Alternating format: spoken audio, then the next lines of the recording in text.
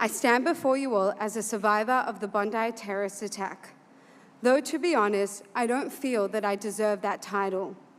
Why, by the grace of God, I wasn't shot and people meters away from me were, only God knows.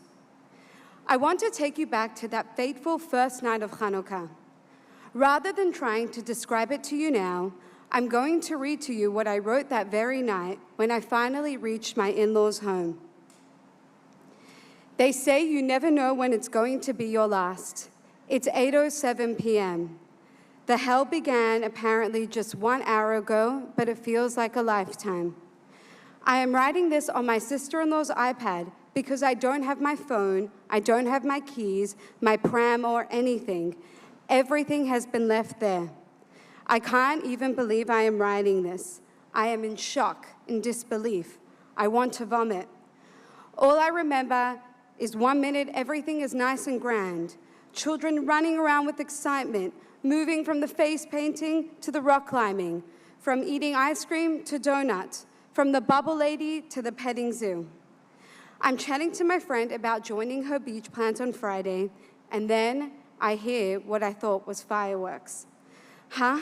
I look up to the sky. I don't see any fireworks.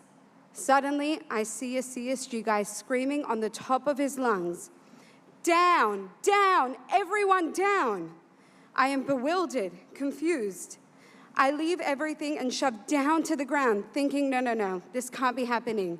We're in Australia. People don't have guns. I am shoving my body over my baby, using my body as a human shield. All I want to do is to protect my baby. I start saying to Hilim, I am with my friend Chaya. I see crates. Quick, I say, let's put these crates over our heads as I try to move them. At least something is on top of me.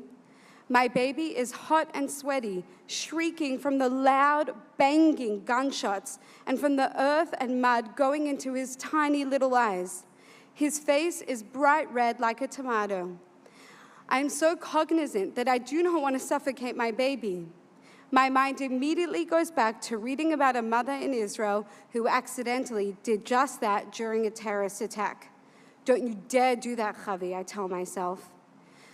I make sure my baby can breathe, my eyes looking at him, saying everything will be okay. Meanwhile, I hear lights and sirens blaring in the background, a false illusion that help is on its way, that this nightmare will end. I start speaking to God. Seriously, I tell him, I waited so long to have my baby? Is this how it's going to end? I then start bargaining with God as I hear the loud gunshots flying right past me and people screaming in Hebrew. Okay, God, I'll die, but please, just please save my baby. These are just some of the thoughts running through my mind as I say to Hilim and whisper to my baby Meir again and again, L'Torah, l'chuppah, u'l'masim tovim, to Torah, to the marriage canopy, and to good deeds. These are the words that are said at a baby's boy's Brit Milah. I wish that every Jewish child should grow to reach these milestones. Since Meir's bris, I thank God every day and ask that my Meir be blessed to reach them. As I'm saying this, I'm thinking, this is not my last day. This is not my baby's last day. I'm half crying. What's going on, I say to Chaya. I'm so confused. Where's the police? Why aren't they doing anything? Chaya is on the phone, making sure that her husband and baby are okay and safe, saying to them, I love you and goodbye. I yearn to call my husband Ezri, but he is singing at a wedding 3 hours away, and my focus is just on staying alive as best as I can. Chaya and I start breathing on Meir to cool him down. Time is moving so slow. My brain is half frozen, half speeding. Just protect my baby. Just protect my baby. I keep thinking if the bullet comes, it will come to me at least. And then we hear silence, and then chaos. Someone is coming up to us asking if anyone here is injured. Chaya asks, who are you? I tell Chaya, I don't trust anyone. We don't know if the shooter, although it turns out was shooters, are still on the loose. My family and friends saw them with their own eyes holding massive hunting guns. We then look around and see people running. I see a father screaming, "Has anyone seen my daughter?" I will never forget the fear in his eyes, looking for his most prized possession amongst the bloody carnage.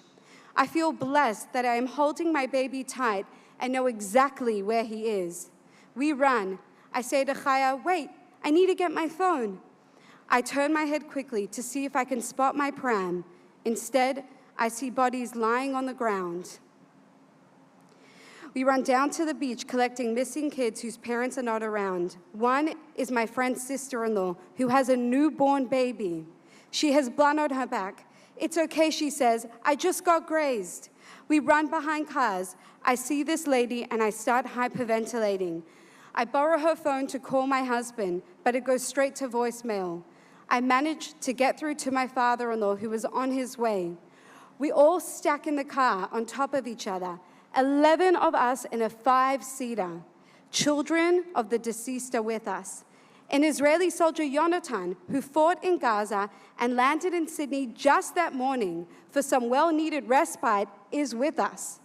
My mind flashes back to the Nova Festival, people piling into cars just to get to safety. Yet this is happening at Bondi Beach. I managed to speak to my husband for a second, hearing non-stop sirens, seeing ambulances and police cars. I'm shaking. We get to my in-laws, and my mom is about to take off to Israel. I was covering Maya, I tell her as I start sobbing down. "I'm okay, though, I'm okay. Maya is okay." I pray that everyone else is, but I've been hearing bad news as I write this. It's 9:20 p.m., and the sirens are still going. Hashem Yishmor, may God protect. I had to give you all a glimpse into our lived experience, and my lived experience is one of the luckiest stories. I am lucky that I didn't have body parts or blood sprayed on me like others did. I am lucky that I had my childhood friend Chaya with me, helping me feel less alone. I am lucky that I don't carry survivor's guilt because throughout the whole time, I had a mission and purpose to protect my baby. I am lucky that I didn't lose a loved one. Every person is an entire world. My story has a happy ending. I feel that I cannot complain or see myself as a victim. And yet, though it feels strange to say that I am a survivor, I never thought that I would be entering the I Survived a Terrorist Attack Club at Bondi Beach in Sydney, Australia. Well, I guess I am a part of it now, and my Jewish brethren living in Israel unfortunately know all too well what that means. In fact, it was the trauma specialist who flew straight from Israel that helped me navigate this new, crazy, and complex reality. This is just one of the many examples that highlights how deeply connected the Jewish community in Australia is to Israel. We are truly ke'ish echad belev echad, like one person with one heart. That is why throughout this massacre, my mind kept constantly flashing back to October the 7th, the deadliest day for the Jewish people since the Holocaust. We, the Jewish people, carry a shared story and a collective memory. That is why when we see hateful graffiti on our streets, the reaction is immediate and collective. We all feel it.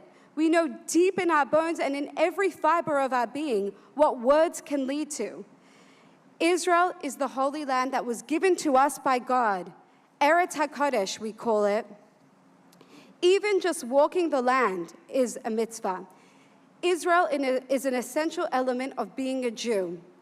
It is therefore a great honor to acknowledge His Excellency, the Honorable Isaac Herzog, President of the State of Israel, and his First Lady, Mrs. Michal Herzog. Thank you for coming to Australia. Your presence here is deeply meaningful and crucial. I survived the Bondi terrorist attack, but I did not walk away untouched. I am a new version of myself, but this event has not defined me. It has not traumatized me for life.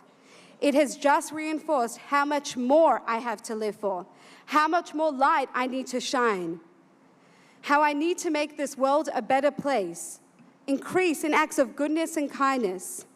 I am fueled with renewed purpose, more driven than ever to continue the grassroots organization that I started post-October 7, the Empowered Jew. I will not abandon my community. I will try my best to uplift, empower, and strengthen it, and be a living example of what it means to be a proud Jew. I truly understand that in times like these, many Jewish people may want to shy away from their Jewish identity and their intrinsic connection to Israel. But we cannot do that. We can't afford to. In reality, retreating only brings the enemy closer. What they want is for the Jew to disappear, for Israel to disappear, but we are going nowhere.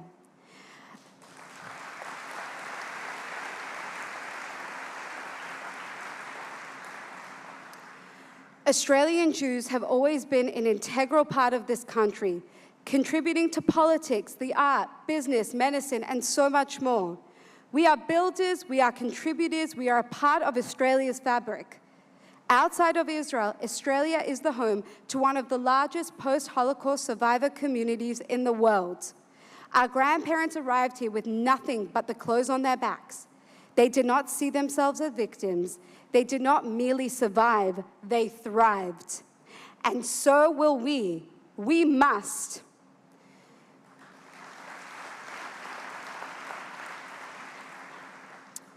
The Lubavitcher Rebbe, Rabbi Menachem Mendel Schneerson, once wrote to a group of emissaries heading to Sydney, "When a young man walks through Bondi Junction wearing a hat and jacket with his tzitzit out, the angels in the highest world are jealous of him." Think about the depth of that. Even the angels, those closest to God, are jealous. Why? Because they understand just how difficult it is to live openly and proudly as Jews. So when a Jew walks down the street wearing a kippah, wearing a Magen David, standing visibly and unapologetically Jewish, that brings God the greatest joy. That is our revenge, being more Jewish.